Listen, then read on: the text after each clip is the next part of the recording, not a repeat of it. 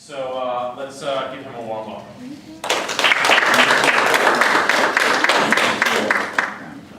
Thanks, Jason, for the invitation to be here and be part of this. And it should be a quick presentation, and then I welcome any question and answers afterwards. I'm the president of the Ocean Foundation. We're a nonprofit public foundation. I'm woven into the talk a little bit about the Ocean Foundation and what we do in relationship to innovation and holistic and systems thinking to look at oceans issues. Many of you are probably familiar with a lot of ocean issues already, but just to refresh, if you will, the ocean is more than 70% of the cover of the planet and growing. So my responsibility is getting bigger and bigger every year. 1 in 7 people rely on the ocean for their protein every day. And I'll come back to this in a minute, but if we go from 7 billion to 9 billion people as predicted, and we keep this ratio of 1 in 7, that means we have to have enough fish per day to feed the equivalent of the population of the United States. That's going to be hard. More than half of us live near the coast right now, and it's predicted that that's going to increase. And we were just tossing around an article about, from Reuters, I think it was, that even though we have sea level rise, and sea level rise is going to hammer our coasts, people are still moving to the coast. It's not, the knowledge is not changing behavior, shall we say. The ocean is facing many, many threats, and these threats accumulate, and when they interact with each other, make many, many things worse. Most of us in the conservation community are looking at, all of these issues, but I'm going to note here in a minute that that's not where the majority of activity and funding takes place. The United States has the best tax code on the planet for charitable giving and the creation of private foundations to do more charitable giving, and therefore we give away more money per capita than any other country in the world. Most of that money goes to religious charities, then healthcare charities, then athletic programs at academic institutions, then those academic programs at those academic institutions, and then we finally get to the environment. And the ocean is a very small percentage of the money that goes to the environment. We do a survey every year of the marine funders in the United States. There are about 50 some of them who are self-declared as members of this group. And in 2013, they spent $250 million on marine conservation throughout the globe from this country, from those private family foundations. The problem is when you look back at that list of threats, 80% of that money was spent on management of wild caught fish. And even then, management of the commercial species of wild caught fish. There appears to be an emphasis on having robust, global scale commercial fisheries and sustainability. And if you think that's possible, you can go join those foundations. But frankly, they're probably wrong. Our foundation was created in 2003 as a public foundation, so we're not a private family foundation. We do not have an endowment. We raise money to give away every year. We raise about $5.5 million every year and give away that money for support projects. The idea was to try and send some more money to things other than fish and to bring new money to the table, try and encourage individuals, corporations and maybe some government agencies around the world to put more money into ocean conservation. Because of that, we're this sort of intermediary, right? Our mission is about helping others succeed at the ocean level, in the water. It's not about us being on the ground doing this kind of work.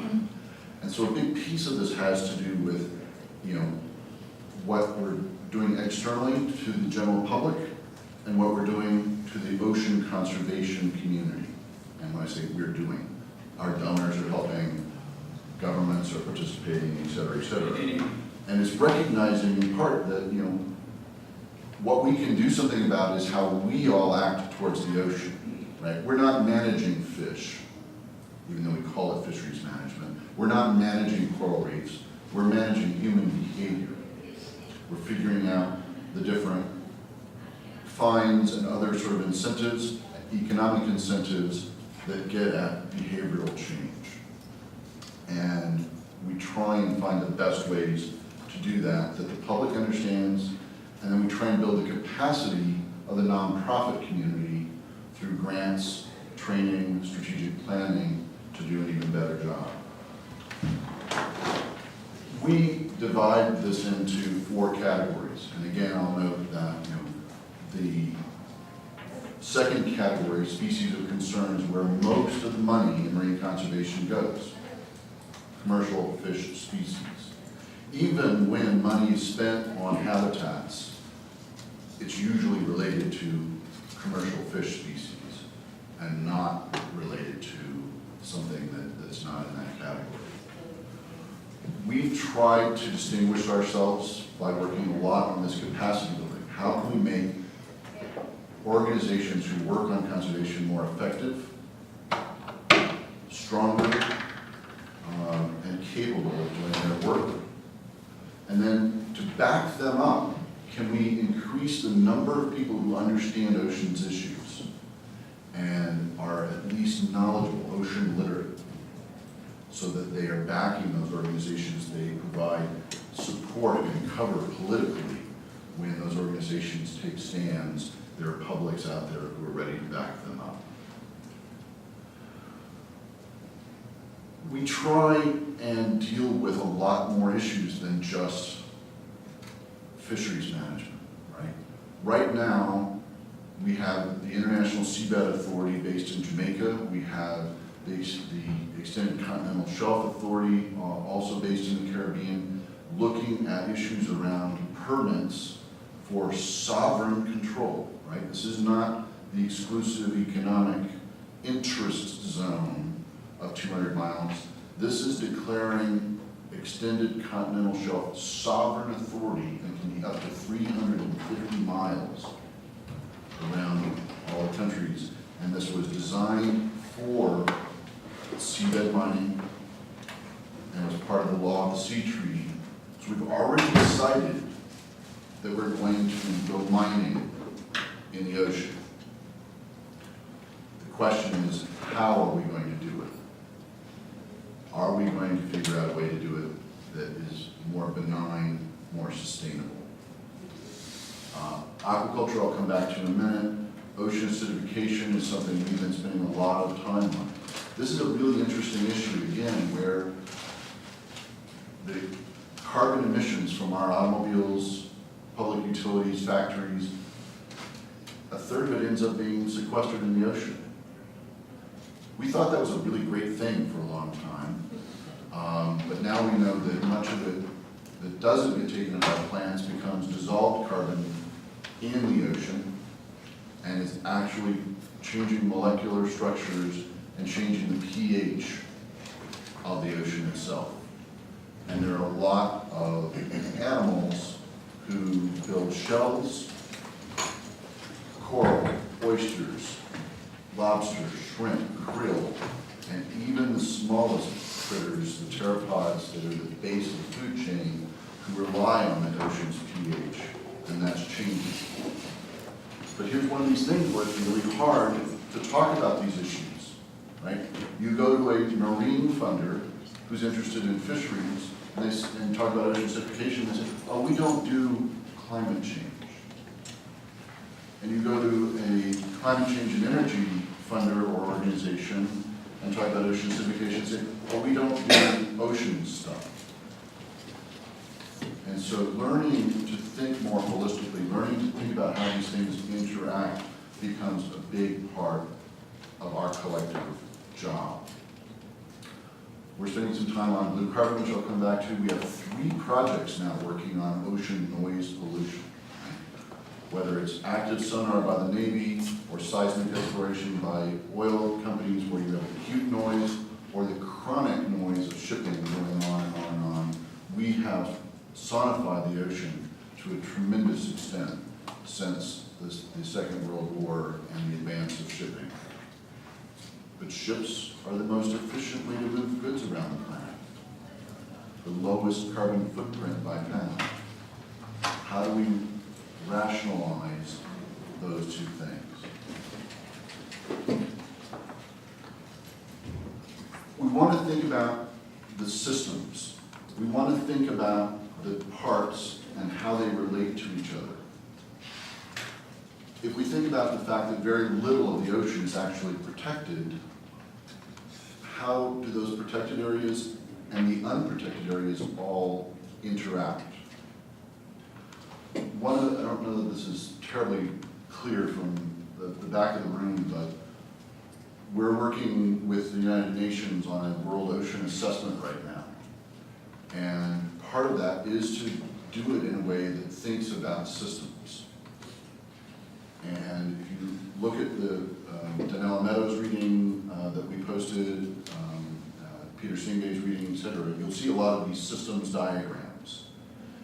And part of the concept here is, can we identify what the drivers are that are causing problems, in this case in the ocean, and what our response is, and what that will do, what the impact is. But at the same time, we have to ask, what are the unintended consequences, right? If we do something to address a driver and it changes something the right way, does it affect something else in the system? And this is why I titled the conversation, No Silver Bullets. A lot of folks spend a lot of time trying to find singular solutions to our ocean's problems and are not thinking, about how all of these other things interact and intersect. This diagram is all about all sorts of things related to the ocean. This one, which is probably even harder to read, is just about fisheries, okay?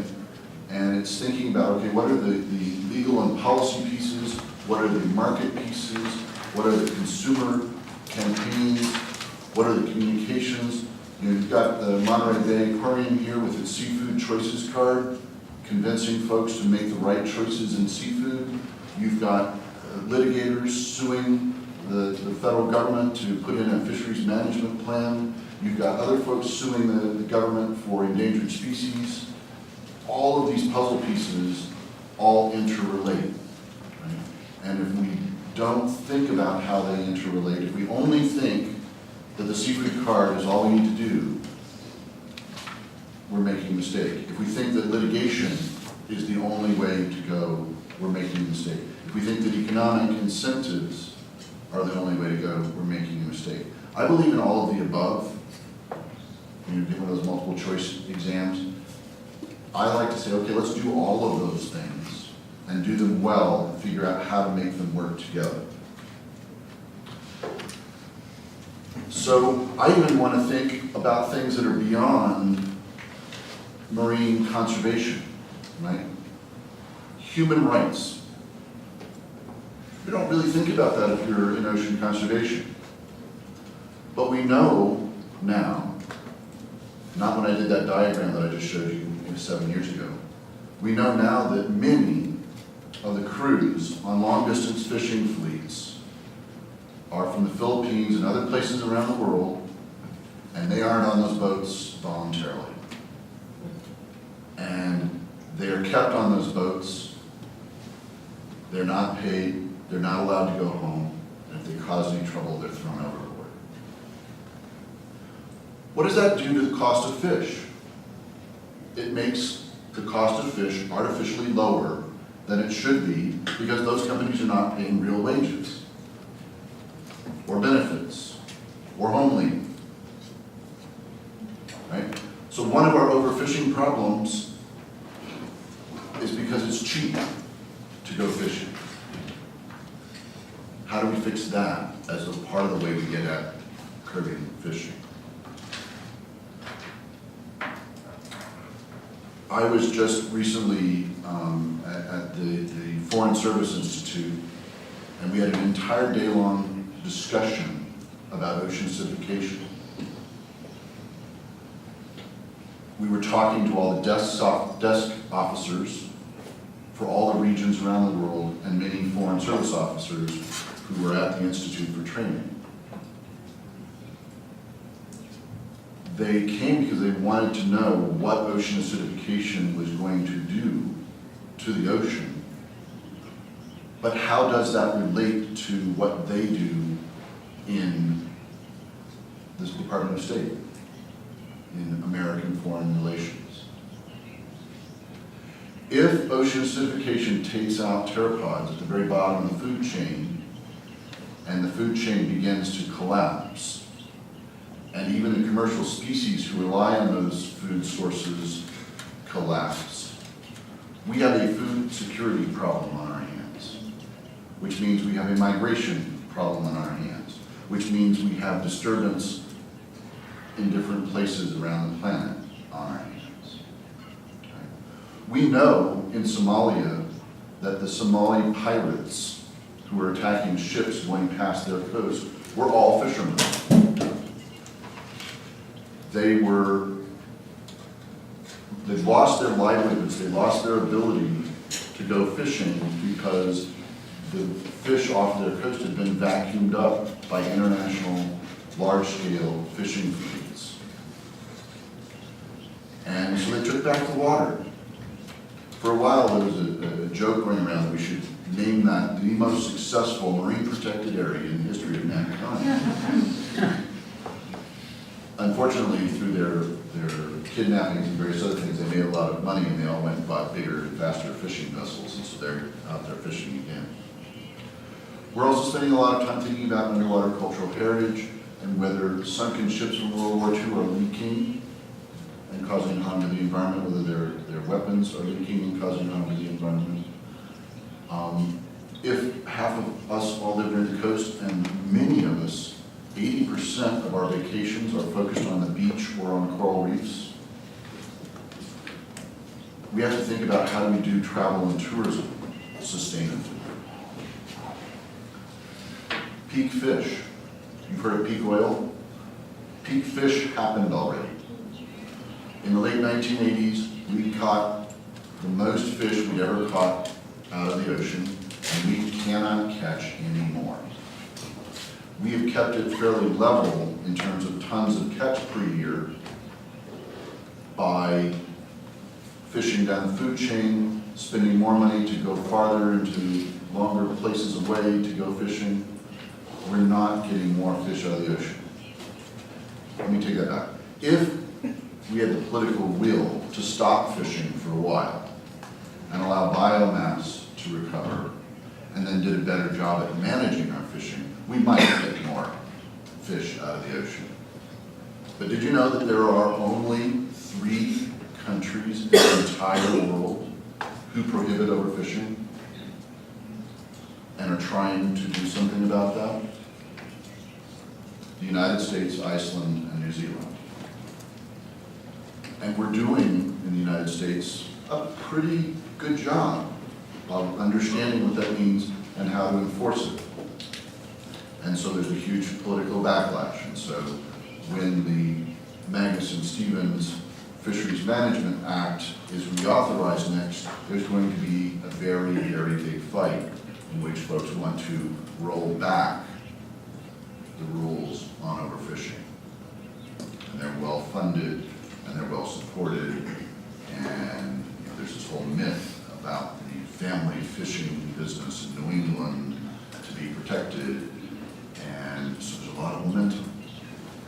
So having the political will to do something about overfishing is very, very hard. We know that we have, Mbari here and a bunch of others who are working on better technology to, monitor the oceans, enforce the oceans, figure out how we do a better job. And I think there's a lot of promise there. But at the same time, we have countries that are small island states, small and developing states, who are going to be underwater in your lifetime, probably in mine. And there's a question about, do they continue to control their waters when their physical place no longer exists? And if you begin to think about how all of these things interact, that Kiribati may be underwater and its waters are being fished by fishing fleets who don't care about overfishing and who employ slaves on board, all of this accumulates and doesn't look like a very pretty picture.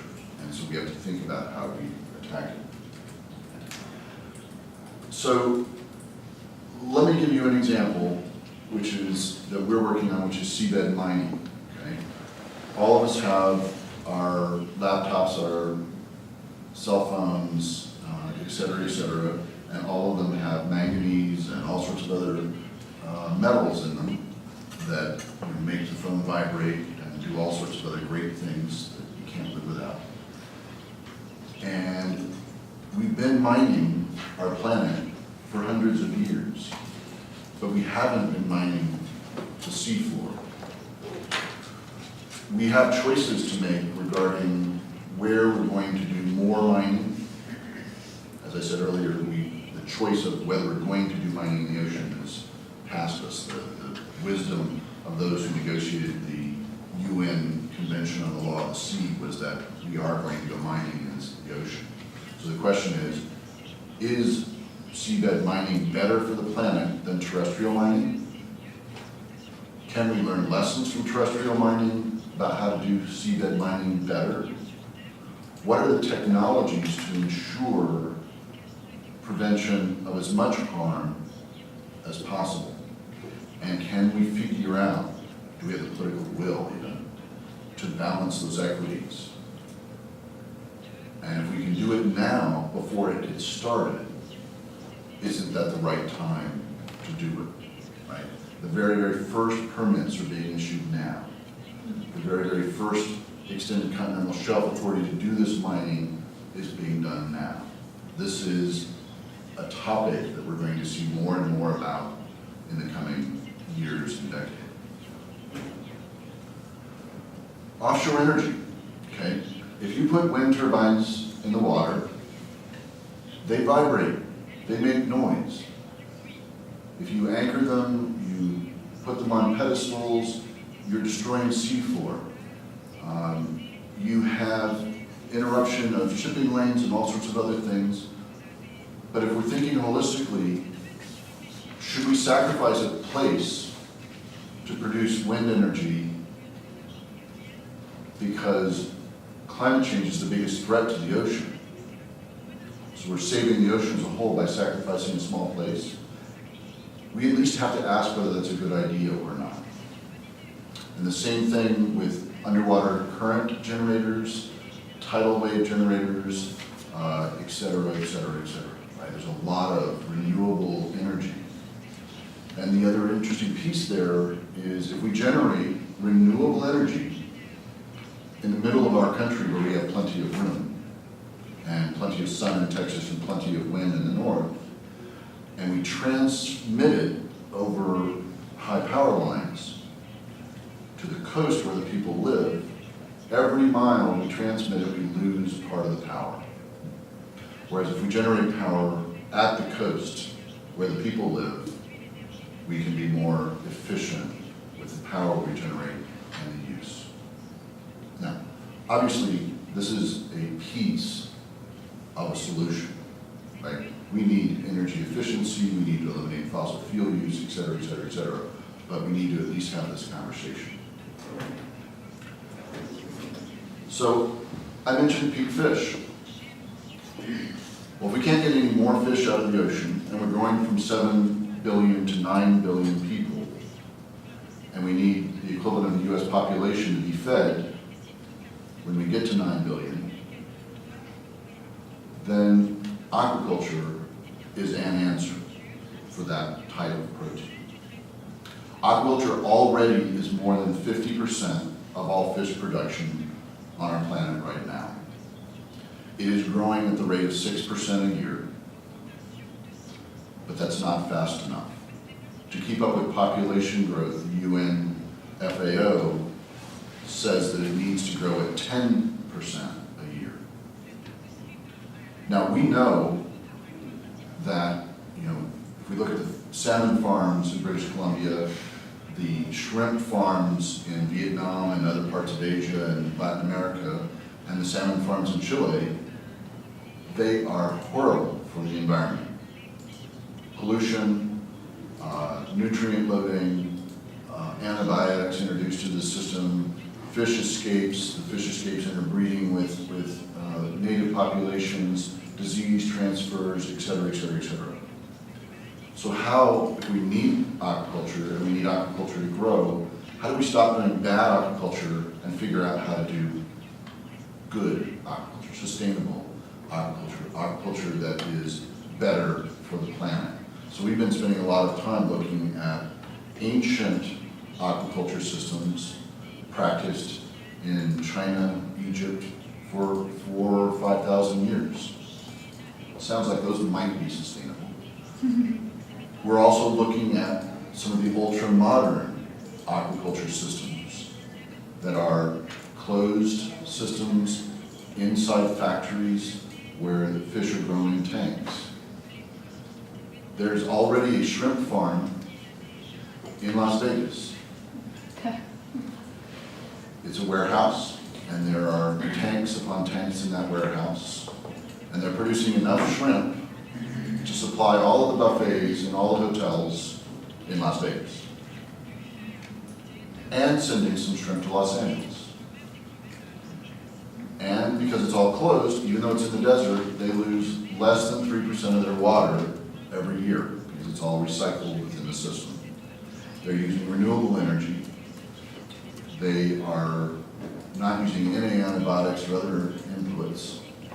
And so right now, the only thing I would say they're doing badly is they're still getting feed from the wild to feed their shrimp. Okay. How can we keep improving that kind of technology, or at least understanding it and spending time looking at it so that we do it right?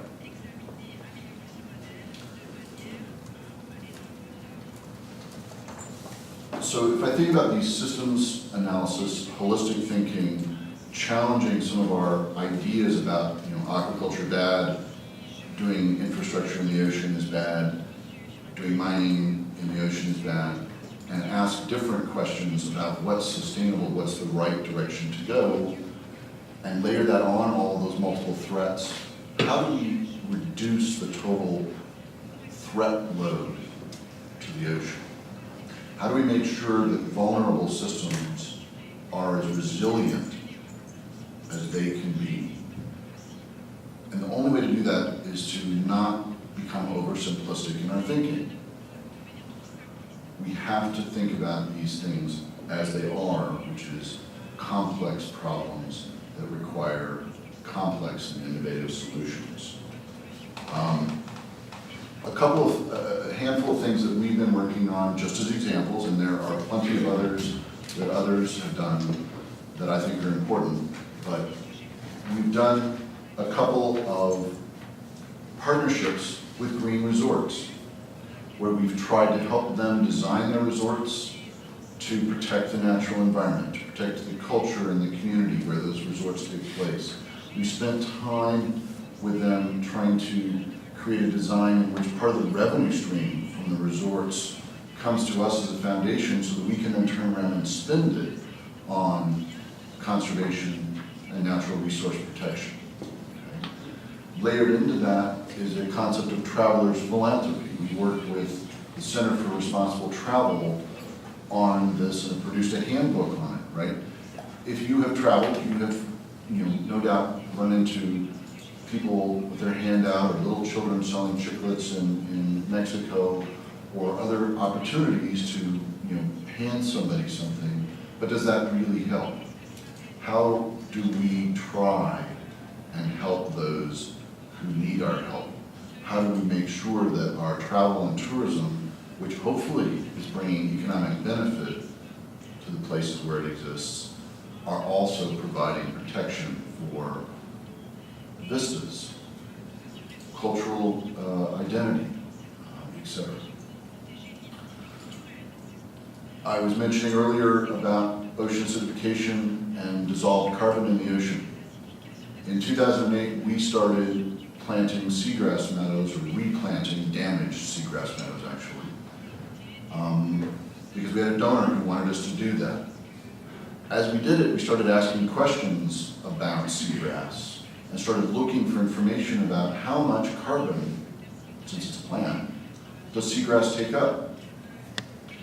And in 2008, nobody really knew the answer to that question. So we began spending money on that question. And so far, we've only done one species, eelgrass. And we can calculate how much carbon it takes up, how much is stored in the plant, how much is stored in the root structure, how much is stored in the sediments. And if somebody runs a boat through and has their prop go through the sediments, how much is re-released into the water column. And we can begin to talk about restoration as something that sequesters carbon. So we have an application to have our methodology for calculating carbon sequestration by seagrass in front of verified carbon standards, one of the independent third-party certifiers, so that we could become potentially the first to sell carbon credits in the ocean by planting and restoring seagrass. Once we get done with that stage, then we can talk about conservation, right? Because there are actually conservation credits as well, which is, okay, you fix this damaged place, but by doing so you prevented the whole meadow from eroding. Do you get some credits for that as well? Much more complicated calculation, much more complicated methodology, and will take a lot longer and probably hundreds of thousands of dollars to do. We also spend a lot of time, recognizing that, $250 million in the big scheme of things is not a lot of money to be spent on conservation, and that if a lot of it's going to fisheries management, we're not spending a lot of money on all these other issues. So one day, a couple of my board members asked, well, when are we going to actually deal with some big money? And because they were both venture capitalists, and I asked them what they meant by big money, I said never. The sort of hundreds of $1 million raise that a venture capital or hedge fund manager can do in Wall Street doesn't happen in a nonprofit world. We can't pull that kind of money. So we began asking questions about how can we focus on the market. So one of the things we did was we spent 5 years looking at the blue economy. We said, okay, because of what we do, we know what the threats to the ocean are. We have a good idea what the solutions to those threats might look like. So can we ask which industries might be working on those threats? And then which companies in those industries might have the best solution? Okay, so to use an example, a threat is the introduction of alien and invasive species into our bays and harbors from ships' ballast water. The solution, clean ballast water.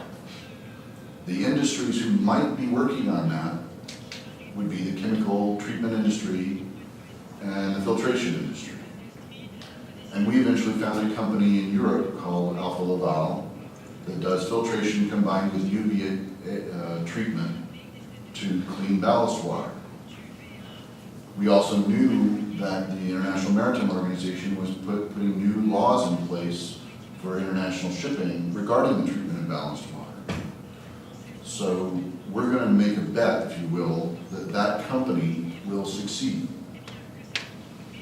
Over the course of 5 years, we looked at 3,000 companies like that using that method.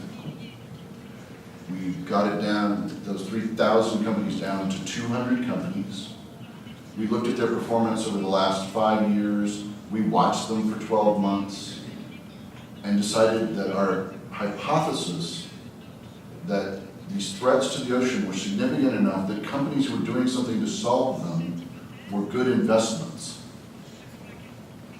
So we went to Wall Street and went door to door interviewing investment houses and asking if they agreed with us. And we eventually picked Rockefeller and Company, which is the investment house of the same family name, and created an investment portfolio. This investment portfolio is now about 28 months old, and we've raised $25 million. And we hold positions in 68 companies who I can stand behind and say each of those companies has a product or service that is actively good for the ocean. The Security and Exchange Commission tells me I can't tell you our performance, but it's better than 18 and less than 20.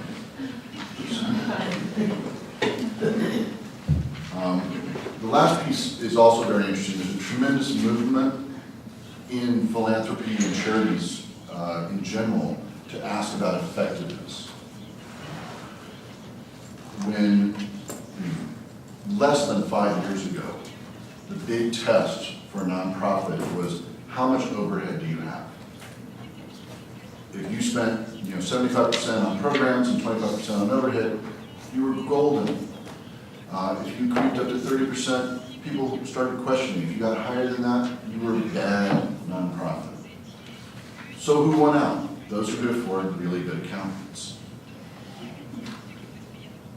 If you look now at Charity Navigator and GuideStar, who are the two big third-party validators or examiners of nonprofits, you'll see that overhead is now one criteria out of 20 or 30 criteria regarding how organizations are measuring their impact, how they're paying attention to gender diversity, how they're paying attention to a number of factors that would make them good nonprofits and effective nonprofits. And so we have been playing in this field to look at, okay, who are the effective nonprofits in oceans?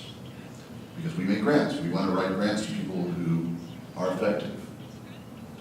Another thing that the Ocean Foundation does is we host projects. I have 52 projects under our wing right now that we do what's called fiscal sponsorship for. So we do all the back office, bookkeeping, accounting, payroll, benefits, and insurance for them, and they go off and do their work.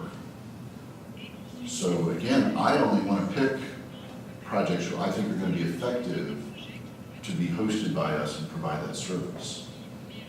Because otherwise, we're wasting our time and energy.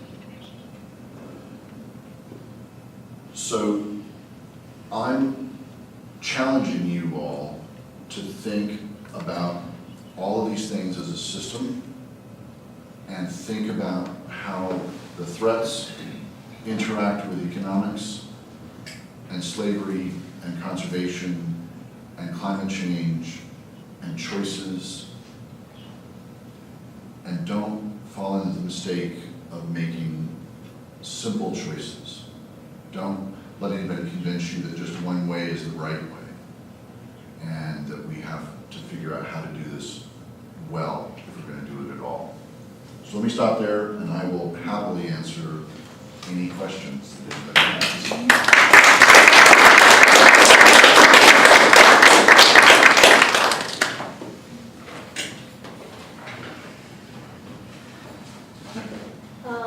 It seems like, to me, certainly one of the biggest threats to the ocean and all environmental issues is not just the repercussions of growing population, but population growth itself, just period. And in my experience with nonprofits, almost none even approach the issue at all. They just accept that it's a truth and don't work on the issue itself. Is that something that you all work even a conversation, you know? So I'm going to repeat the question for interpretation since that's going on. Are we thinking about population growth itself in the context of conservation? Is that part of the conversation that we're having? I think the answer is yes. I think that there was a bit of complacency because there was a UN study that basically said that once we got to 9 billion, we were going to stop. That there was some reason to believe that the curve was flattening out, that the capacity to continue to reproduce would flatten out, et cetera, et cetera. But this last week, all of that was thrown out because it appears that, Africa and 3 other regions of the world are going to push us to 11 or 12 billion. So we have to go back to having the conversation, even if we had been partly complacent. And I think that we have nonprofits who work on population issues. We have nonprofits who work on food security, which is a population issue. We have nonprofits who work on getting health care to people, which is a population issue.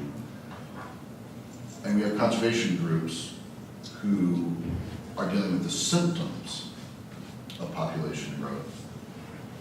And I think all of those need to be wrapped up in a box, and all of us need to be talking about population growth and understanding how we deal with it, right? And we need to make sure that, if we have an administration like we do now, who takes away funding for family planning and birth control in Africa, in the face of this kind of thing, that we speak out against it. From a conservation perspective, from a food security perspective, et cetera. Others? Did that answer your question?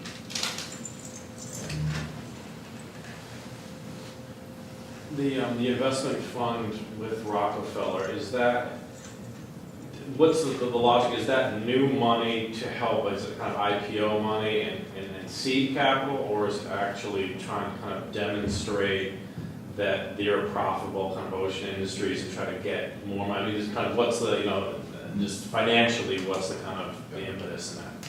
So the question is, the Rockefeller Ocean Strategy, Ocean Fund, is that about seed money for venture capital, or is it to prove that this is a good type of investment? The answer is it's the latter.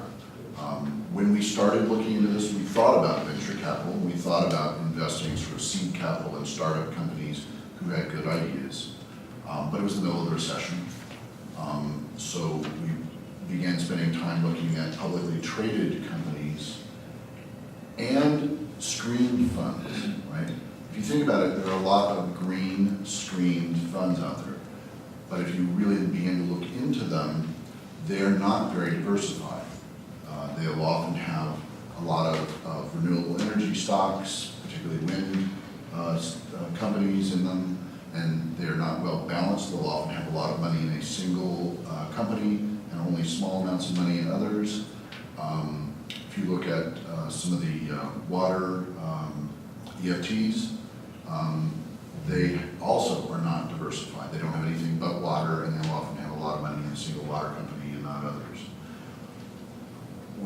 And yet, over time, a lot of these screened funds have done as well as the market. So we said, okay, can we design a fund that has industrials, consulting firms, water companies, renewable energy companies, et cetera, and have something that's a product which is actively good for the ocean, and prove, as you were asking, that it's a good hypothesis that this is going to make it. This isn't about investing. This is not about conservation. People are putting money in here maybe because they care about the ocean, but they're ultimately going to do it because they care about making money. And so the proof here would be that our hypothesis is correct, that companies who are doing something positive for the ocean are going to succeed.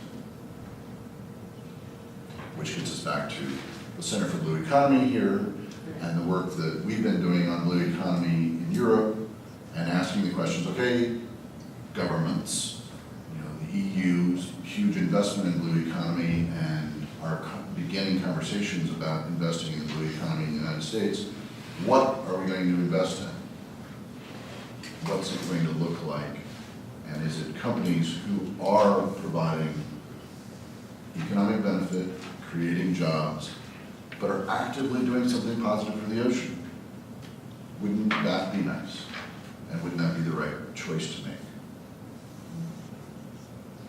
Sorry, just to follow up on that. So these are not companies whose core business is about a product or service that's good for the ocean. They might have another, but some aspect you've identified is real good for the ocean. So it's, but they might be doing a whole lot of other things that are unrelated. Is that correct? So the question is whether this is related to the core business of the companies or whether they are diversified and have lots of other things. The answer is yes and no. Our portfolio has small cap, medium, and large cap companies. So some of the small caps obviously are concentrated on a particular product, ocean robotics or something like that. Some of the medium cap companies are heavily focused on a particular activity, and then obviously some of the large cap companies are very diversified. So it's a mix. And this is part of, I can look at these companies and say whether I like the product or service. Rockefeller has to decide what the balancing of the portfolio is to make sure that we're not overly invested in small cap companies, for example, that are less liquid. If I could just follow up, Yeah. one of the things that we're doing some work on here that I didn't see in there is the potential for ecosystem-based sort of coastal defense or climate, coastal resilience. And I'm wondering if you are exploring that or even putting money into, ecosystem-based living shoreline approaches to, it's coastal restoration, but it's reducing the climate risk.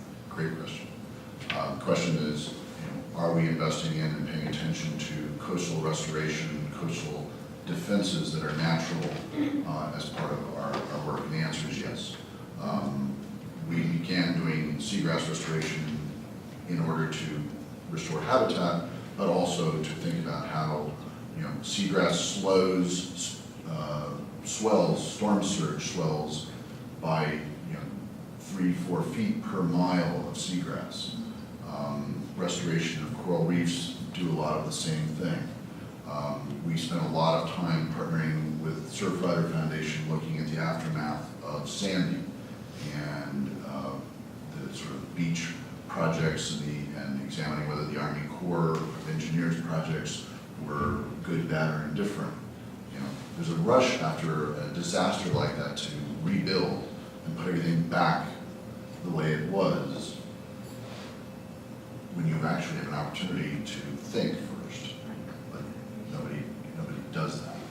But we know now that mangroves, seagrass, coral reefs, et cetera, do a much better job of protecting our coastlines and slowing storm surge and preventing harm than man-made structures, many of which end up reflecting the harm and making it worse, amplifying the harm.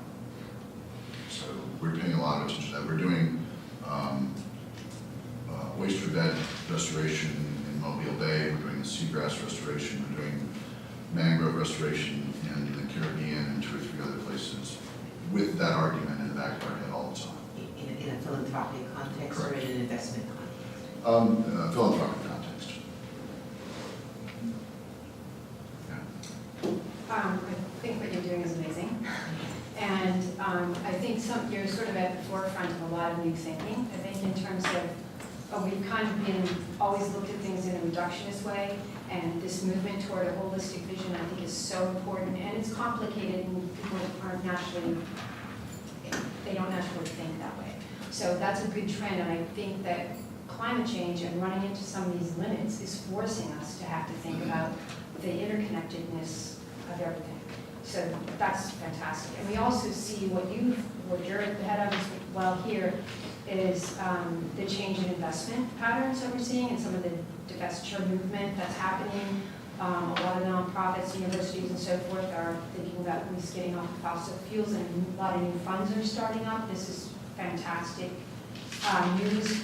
I don't know if you've had any, I've kind of always wanted to see the foundations, instead of just the 5% going out the door, think about the whole 100%, and maybe the 95% that's invested in things that are working against what the 5% is trying to accomplish is kind of doesn't make sense to me. So I don't know if you see any movement in the foundation world to also divest or think about a more mission-directed investing. That would be one question. The second question was, I love the way you're thinking about the agriculture, you know, not even having it in the ocean. We've seen that's a problem. And I think, again, this goes to limits, that running into limits, we have to manage these resources now. Yeah, I don't know if we can do it, but that's, I think, what we have to do. If we just do things like desal and aquaculture, that's not living within our limits. It's continuing the pattern that's gotten to where we are now. So my question would be on like the law of the sea, is that something that's changeable? Because it was written in a time, it no longer applies essentially. And things like pelagic species, are those covered by sort of like US, you said US, Iceland, and New Zealand are the best in the world, but do they cover that? Like how's that gonna be? Yeah, exactly. So the tuna, you know, anything that swims is not addressed, and that's where you gotta either think of law of the sea, or I don't know how you tackle that one, because, you know, the whole ocean is now opening up. We have the Arctic, we gotta deal with that. Those are my couple of questions there. So the Foundation. to summarize that, you know, holistic thinking good, our foundation is thinking about mission-related investing, and, you know, if we talk about, you know, aquaculture and pelagic fishing. Mission-related investing.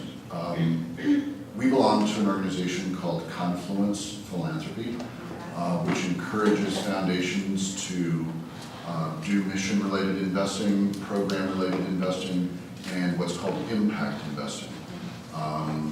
Program-related investing is taking part of your 5% and making it an investment instead of a grant so that it comes back to the foundation and can be respent again.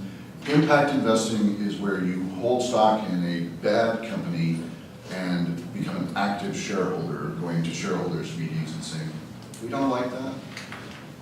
Mission-related investing is, you know, if your mission as a foundation is to protect the ocean, do you own BP stock? Because it pays great dividends and always has paid great dividends, and you're trying to maximize the returns on your investments, and your investment advisors and Wall Street are telling you to maximize your investment returns, and so you hold what they tell you to hold. And so Confluence Philanthropy is beginning to say, no, let's step back here and question that. Right? One of the reasons we created the Rockefeller Ocean Strategy was because we found out that after the Deepwater Horizon disaster in the Gulf, that many of our compatriots in the philanthropic world who do ocean conservation did in fact own BP stock, because it was the Beyond Petroleum company, and was benign if you were going to be a petroleum company. Our fund is also, you know, being highlighted in the divestiture movement, which I'm honored. The Rockefeller Brothers Foundation announced yesterday that, you know, here's a company, a family whose foundation is oil money, right? They are divesting from owning oil stock. Okay. But we also, you know, one of the biggest philanthropies on ocean conservation in California is funded by Getty Oil money. One of the biggest on the East Coast is funded by Sun Oil Company money, right? So there's always that, you know, you have to understand where money comes from, and recognize that people are going to have to change over time. So yes, there's a movement in this direction.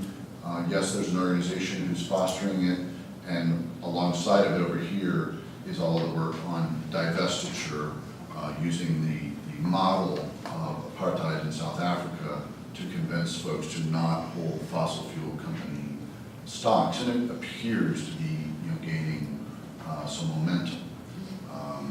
So the Koch brothers are buying stocks from the people who want to divest. Okay. The other question about the fishing at the sort of pelagic level and the law of the sea. The law of the sea treaty is 50 years old, or almost 50 years old, if I remember right. A little older than that. 92, I think. 92, right. So 25 years old. So it's not that dramatically old, and it is well regarded overall. Okay. The United States is one of the few countries in the world who's not a party to it. So even if we decided we wanted to do something about it, we would have a problem to begin with. But we routinely don't sign international treaties. The mining example I gave, is a really interesting one, in which this treaty said, okay, we're going to go and we're going to do seabed mining. And there's going to be some allocations so that the countries who can't afford this dramatically expensive activity get some benefit from these things that should be the property of all mankind under the ocean. And President Reagan, who was president at the time, so yes, it must be 92, objected to this and said, if my companies in the United States are going to go do this, they deserve a lot more benefit, and this cost sharing thing is unfair, and the irony is the negotiators of the treaty addressed a number of his concerns and kept those sharing benefits pieces in. And so the treaty on this particular topic, while it can be criticized, and I'm happy to criticize it, is okay, right? But it's never going to get through the United States Senate because everybody remembers that Ronald Reagan was opposed to it, and we named an airport after him, so he can't have been wrong. It's just this really interesting dynamic.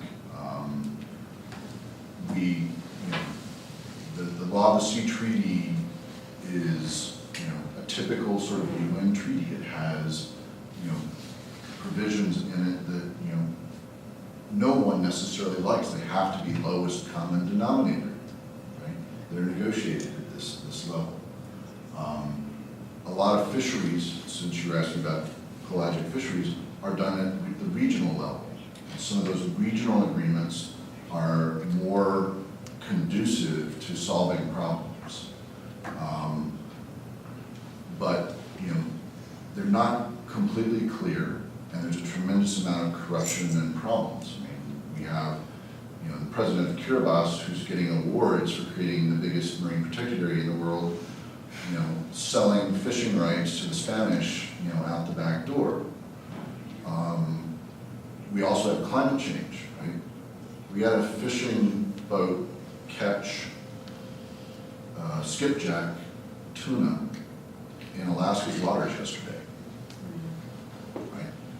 Skipjack tuna don't go there, but they do now. And the regional fisheries agreement on tuna doesn't cover that, right? Blue crabs, the really famous one that they make drugs from in Maryland, they're appearing now in Maine. The state of Maine doesn't have a fisheries management regime for blue crabs. The fishermen who have permits to catch blue crabs want to go up to Maine and catch them because they're theirs. And the fishermen in Maine who have had 3 closed seasons for shrimp and lower catches of lobster want to go catch the blue crab. How do we solve these problems when climate change is making some of our management plans, empty promises? Yeah. Yeah, so you mentioned fish farming as one of the solutions to this problem. And I was thinking, what are the risks of breeding fish in fish farms? How is this going to affect the quality of the fish? What if what if they escape? Or what if they, I think that overcrowded conditions tend to foster illness. Therefore, we're going to have to use disinfectants and, other chemicals.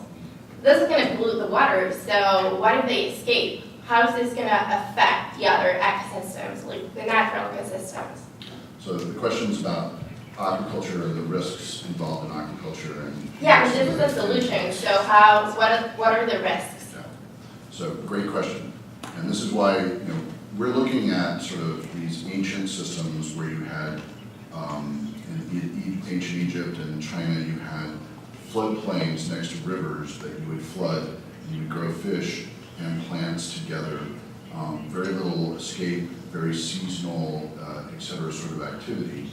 And then we invented this, open pen net problem in the ocean, which has a lot of the things you were just mentioning, escapes and nutrients and overcrowding and et cetera, et cetera. And lack of genetic diversity and all those kind of things. And then we're doing these systems on land in tanks where theoretically, they're not going to escape because if they did, they're going to be in the parking lot. If we think about chickens, pigs, and cows, and turkeys, we've domesticated certain animals and grown them in farms for decades. We've done some things really wrong in doing so. Overcrowding, inhumane treatment, antibiotics, et cetera, et cetera, et cetera. Can we learn from those mistakes and fix those, things? And we've been fixing those things, right? We have laws regarding animal welfare. We have laws regarding total maximum daily loads of nutrients from those farms. We have, enforcement laws and these kinds of things. Fish are going to be another one of these, right? If we're going to grow tilapia, salmon, maybe not salmon because they're carnivores, but we're going to grow a handful of species. We're not going to try and grow hundreds of species. We're probably going to end up finding some that are the rough equivalent for us in sort of common consumption as chickens are to pigs or to cows or to turkeys. How do we do that in a way that avoids making mistakes we made in animal husbandry on land? How do we do it in a way that prevents inhumane treatment? How do we do it that prevents overcrowding? And that's why we need to be thinking about all of these things right now. Right? If we're trying to find a way to do this, if we need to do this for population growth and to prevent food security problems and et cetera, et cetera, et cetera, we need to be asking ourselves, how do we do it? And how do we do it and avoid what we learned our lesson on already on some of the other animals we've raised in captivity. And I think that's part of what we're trying to do right now. Okay. Is spend time examining that. It's not perfect though. Nothing's perfect, so it's okay. Yeah. So seabed mining, seafloor mining, what does sustainable seafloor mining look like? The question is, what does sustainable seafloor mining look like? Right. Looks like pink. Very good. It is, again, sort of like the answer to the last question. We need to seek sustainable aquaculture. We need to seek sustainable seafloor mining. We don't know what either one necessarily is right now. The assumption is if we're going to do it, which I would love to challenge in certain cases, how do we do it right? What we know about seafloor mining right now is there is three basic kinds. There is nodule mining, which is taking what are literally nodules about the size of a potato that are formed when these metals are formed and the sand washes away from them, usually near some former volcano vents and things like that. Those are relatively easy to pick up, and take aboard ship and then process. Is it going to harm the seafloor where it's done? Absolutely. Because there's going to be heavy equipment, moving the stuff around, there's going to be disturbance, that's going to cause siltation. And so we're asking all of these questions, right? And if we ask some of these questions, can we say, okay, we're willing to do that, but only over here, we don't want that bunch of siltation where we have fish schooling and breeding, et cetera, right? Can we figure out where things should take place is one answer. The second type of seabed mining is surface mining. And so it's places where there's an almost hard crust formed, again, often from volcanic activity. And so it's basically going in and taking just a small crust piece off and again processing it, but all of the same problems exist. The third kind of mining is what we're all used to, which is dig a hole in the ground and start digging and keep digging.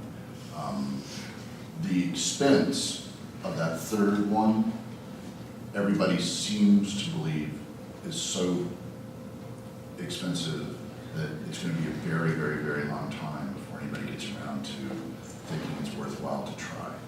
So we're worried about nodule mining and crust mining right now, and figuring out, is there any way to do those in a way that doesn't cause harm to fisheries, cause harm to other parts of the ocean, even if they cause problems in a localized area. We've been very fortunate in that some of the companies who are making the equipment, like Lockheed Martin, are talking to us about those very questions. There are only a small handful of companies who are investing in seabed mining, and they're talking about these questions. So there's at least a modicum of hope that we will think through this before we do it. I'm being optimistic, I realize. Just for once, we could think first and act second. Yeah. So, one of the reasons why Reagan declared the exclusive economic zone was because of minerals. Mm-hmm. And there was an article published out of Woods Hole by James Broadus who said, look, the future is here. We're going to be mining the seas soon enough as the technology catches up. And primarily out of, various robotics. Now, Nautilus and these other companies in Papua New Guinea and throughout New Zealand are proposing, and exploring. The challenge often is that you have countries like New Zealand, for instance, that do not have impact assessment requirements. So they can go out and explore, do their benthic surveys, identify where the minerals are. Then they have the right to remove those minerals without an impact assessment. And from a company's perspective, so I'm sort of speaking from a company's perspective, you want countries like New Zealand to do comprehensive risk assessments and impact assessments in a very public process. But in most countries, it's not happening. And, sustainability in some ways is going to require a very clear, comprehensive, neutrally competent impact evaluation with constraints in an area that we don't know very much about, which is the deep benthos. In New Zealand, 4% of their exclusive economic zone has been surveyed on the benthos. So we don't know what's on the ground, but yet again, the technology is going to be driving the development of it. And the technology is going to be driving the politics over it as well, as it did with offshore oil. As oil went deeper and deeper and deeper because of technological capability, it drove the politics. So a question that I had for you is, what kind of political ramifications or political effects do you think are going to emerge when these technologies are going to be driving these developments? and there are going to be political fallouts, there's going to be political consequences. So the question is, what are the political ramifications of the technology driving seabed mining? Yeah. And I think you're absolutely right. I mean, on my good days, I'm optimistic and say we're talking to all the right people and they're talking to us and things may go our way. On my bad days, I think that the industry is way out in front of us and they have more money. They would convince P&G to pay them Right. to do the exploration and surveys rather than pay for a permit to do it. It's like, what? So it's going to be very difficult, I acknowledge, and it's always been that way. The UNCLOS created the International Seabed Authority. The International Seabed Authority is supposed to put in place sort of a international set of standards for how seabed mining is supposed to be done. It obviously doesn't apply outside of waters of national jurisdiction, and if we extend the national sovereignty beyond the 12-mile limit using the Extended Continental Shelf Authority to up to 350 miles, it won't cover any of those things. But it's a place where we could set a standard on how this is done. Yeah. And there are a small handful of NGOs, the Deep Sea Mining Coalition, Pew Charitable Trust, High Seas Alliance, who are working on this and trying to put in public comments into the International Seabed Authority and get that standard, the bar for that standard raised relatively high. Lockheed Martin has been attending all the International Seabed Authority meetings. And if you listen to them, you would conclude they don't want any second guessing later, right? The bar can be set here, the bar can be set here, they don't care, they just want it set, they want it clear, and they don't want it revisited. And so they're willing to have it set up here. Now, of course, they're a company that can afford to. And Nautilus just is not. one follow-up, and that is, the right to use the extended continental shelf is predicated on a public trust responsibility to protect the marine systems as well. And often states are sort of narrowly interpreting the international frameworks around marine governance to the sole use of oils or fish or minerals, and turning their back on the other condition of that use, which is you have to set up marine protected areas or you have to establish marine conservation areas if you're going to use those resources. And so my view is that we're going to see a lot of stuff in the international courts, which has begun, because states are failing to live up to their convention and agreements on protection. The question is what happened to the public trust doctrine? Yeah, it's been privatized. Yeah, absolutely. And I completely agree with you. I worry about that. It's part of my job to worry about that, and I do. Doesn't some of this stuff become especially relevant in the Arctic? Where everyone is like putting out their claims on the continental shelf, and I think the whole testing of this is going to really perhaps be. So the question is, doesn't this become particularly relevant in the Arctic? And the answer is absolutely yes. I mean, the United States, even though we're not a party to UNCLOS, we've spent $6 million a year for the last 5 years to map our extended continental shelf, in particular in the Arctic, but also around all of our Pacific holdings, so that, like Reagan declared an EEZ independently of UNCLOS, President Obama may very well declare an extended continental shelf authority consistent with the terms of that clause of UNCLOS, but not as a party and not with any review by anyone else.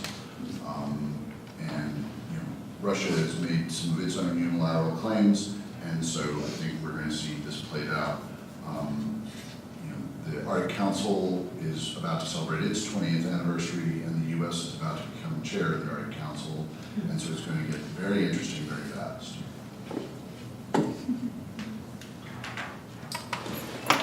All right, maybe we can wrap it up there. If anyone wants to come and introduce yourself to Mark and hang out for a while, continue the conversation, feel free.